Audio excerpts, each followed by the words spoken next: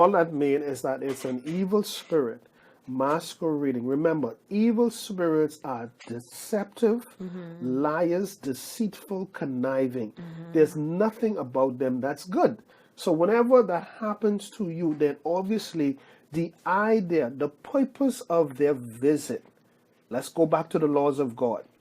Uh, John chapter 10, verse 10, I think it is, where it says that when the enemy shows up in your life, there are three objectives that he has, and that is to kill, to steal, and to destroy. If any of your dreams remotely resemble any of those headings, then clearly we can now determine that is a dream from the kingdom of darkness. Thus now we have to rebuke it. Why is this? I said to you earlier in this teaching, I gave you the scriptures. Genesis chapter 1 verses 26, Genesis chapter 1 verses 28, and Psalms chapter 8 verses 4 to 6. Three of these scriptures is denoting that God gave us human beings right in the earth. So therefore, for any spirit, including the Spirit of God, to operate in this earth legally that he has given us dominion over, it has to be through a covenant. So a covenant now becomes the mediator between the unseen world and the physical world. This is why when God came to our brother Abram and he said to him, he's going to do all this stuff, but I got to now do a covenant or seal a covenant with you so that his God's supernatural power could facilitate the promises that he's made to Abraham. Going to say something? Yes. Our Facebook viewer, Angie, this is what I saw. She said, I had an ex-friend who was a witch, and she astral projected into her dream. She said, but she remembered, she was able to remember that she can stop her dream, and she did. Right. She could even cancel it because remember, the astral projecting, the evil spirits, the sex in the dream, the eating in the dream, snakes biting you in the dream, all of the idea, and this is what I want you to get, is to forge a covenant between you and the spirit. Let's go back to the laws again. Proverbs chapter 26 verse 2, part B.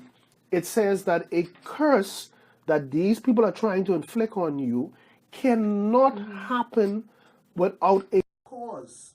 See, if that was the case, then you could curse anybody randomly. You cannot do that.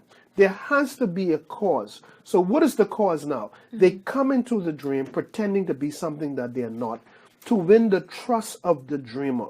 Once the dreamer, which is the spirit of the physical dreamer, begins to interact in any way, this is how you need to know, why you need to know symbols. For example, kissing in the dream. What does kissing? If it's a bad dream, it means betrayal. If it's a good dream, it means agreement. You don't let anybody kiss you, right? So in order for them to kiss you, you have to agree to it, right? That's agreement. You don't let anybody have sex with you. No, what you do is there's an agreement, unless they're raping you. But the bottom line is the symbols represent a covenant. That's what an agreement is. However, the person or the persons that's doing this to you are not who they appear to be in the dream. Again, these are masquerading spirits. So now, let's use a scenario. Let's say you've been praying to God and you've been praying against the spirit of poverty because you can't save no money. The job paying you, but I mean, it's like you can't see where your money going. So you make the decision now, you're going to go on a fast and you're going to pray and you're going to specifically pray against the spirit of poverty, which is an excellent thing. And I truly advise it. Now, you have to have additional spiritual knowledge because guess what's going to happen now?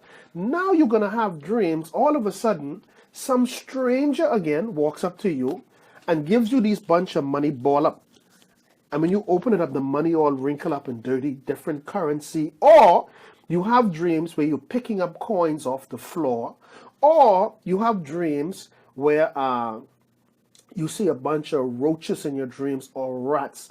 Or in these dreams, you always have like these old tattered clothes or shoes or with holes in it or socks. All of these are symbolic of the very spirits you're praying against. So that means if you don't cancel that, Father, I curse that dream in the name of Jesus. Every evil covenant that was subtly forged in my dream through these symbols and signs and actions, I renounce myself. And Lord, I ask you to release me from these evil altars. Because the very thing you praying against, those spirits who've been monitoring you all this time realize that Kevin or Cindy don't know it's to now compound the hardship and difficulty in your life.